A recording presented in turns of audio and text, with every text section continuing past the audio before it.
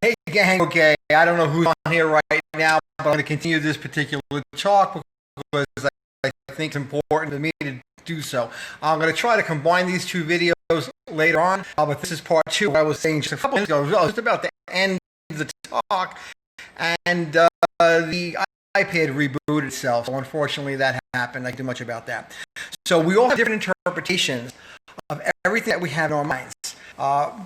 We have different experiences in life, different ways of thinking about things, different ways of mentally focusing on what's important, what's not important. Our mind is designed to protect us. Our mind is designed to give us opportunities to back away from making a change that might be dangerous for ourselves. So if you listen to the first part of the video, unfortunately it broke up. It is what it is. I'm sorry about that. But everything that we do is a knee-jerk reaction to the programming that's in our brains. So as I said just a few seconds ago before the video interrupted, we're born tabula rasa.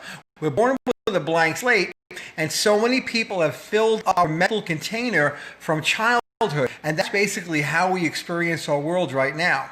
So we enter that world that way, and we experience everything through them for decades, basically, in many cases. So if you're experiencing your life right now and something happens in your life, your instantaneous reaction happens this way. The brain is going to find a reason for doing something.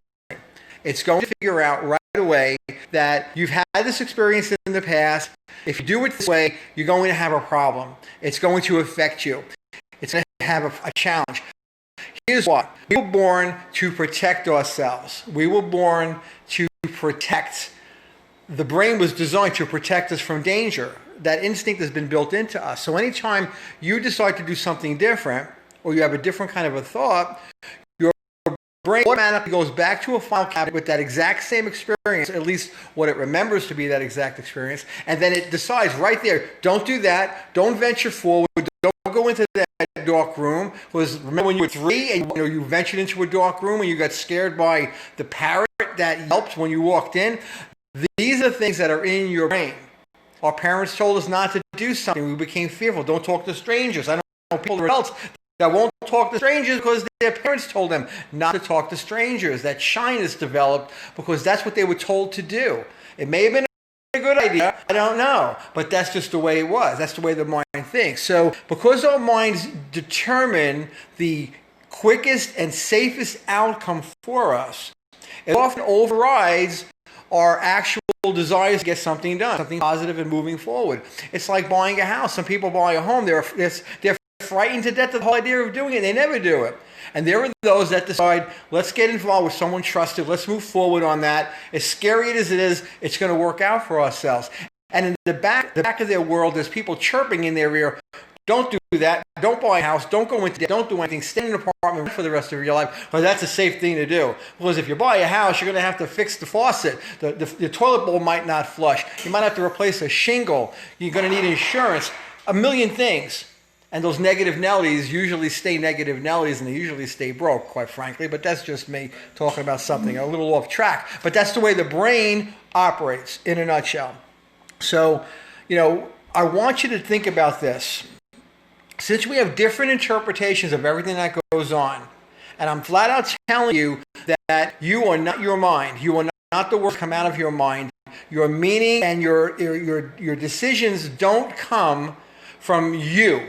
They come from this file cabinet that sits in the back of your mind and has been dumping into your reality since you were a baby, since you were a teenager, and in many cases since you were an adult or an older adult. It's just the way the brain works. If you understand that as a fact, if you can verify that for yourself, I know it's true because I've experienced it, but if you can verify it for yourself by testing it, by the next time you attempt to do something, you have a negative thought that's slowing you down or stopping you right in the squat there. You stop in the rising up, you stop. I want you to think about what caused that. What happened in my past that caused me to stop and have this negative thought about what I want to do. Whatever it is. Could be rollerblading, could be skiing. I don't know. Because it's the old thought that's rearing its ugly head and saying, look at this, check this out. You're going to have a problem if you do this. That's an issue. That's how the brain works. So, is the information you're getting true? So when you have a thought, is that information true? If you're listening to me, there's a reason why you're here, because you needed to hear this. There's no coincidence. But is the information true? You need to decide for yourself if the information is true. That storage cabinet's got to be emptied. At the very least, you need to put better folders in, newer folders, more reflective of who you want to be today, who you are now, the direction you want to go in right this moment.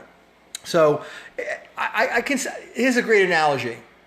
Your mind is like the sentry of a ship. As the ship is moving forward, the sentry is looking out ahead, seeing all the potential dangers that are out there, and it's protecting you from hitting the shoals or running into the rocks, running into another ship or an iceberg. It's designed to do that. That's what it's made to do. But, you know, it'll keep perceiving danger no matter what you're doing. It doesn't matter what it is. A hot cup of coffee, it's perceiving danger. Be careful. You can spill it. You can get burned. A million different things. You can burn your tongue. It's doing all this in an instant, and you're feeding into that cacophony of information that's coming at you on a regular basis by your own brain.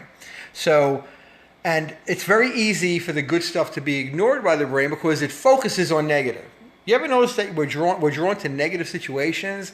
As you're driving down the road, there's a car accident, and you're looking at the cars over there, and the only thing you think, thank God it's not me.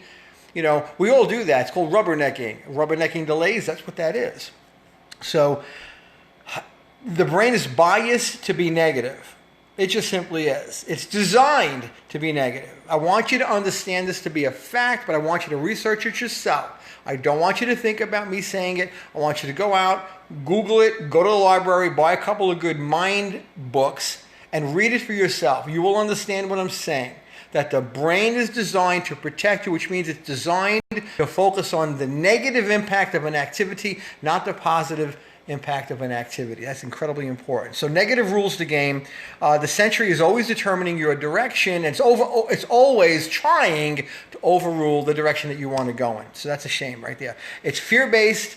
It's not fact-based. It bases everything it does on past programming. It's so dormant, it's so invisible to you, you don't even know what's happening. You don't even know that the instant something happens, you immediately go to a cabinet from 1973 in June 3rd, and that's the message that your brain is instantaneously bringing up to you with all the emotions attached to it, with all the feelings attached to it, with all the fears, with everything, and in a split second, your mind will get distracted and look in that direction and say, oh man, thank God I'm not going to do that. That's crazy. I'll get laughed at. I'll get yelled at. I'll have trouble. I'll have a problem. I'll lose money, whatever it is. So I want you to think about what I'm saying here and try to listen to the first video. I'm going to combine the two as soon as I figure out how to do that. I've never combined two live broadcasts before. I don't know how to do it. I'm going to figure it out tonight and try to get it done before the end of the night. But I think these two videos together mean something. You are not your mind.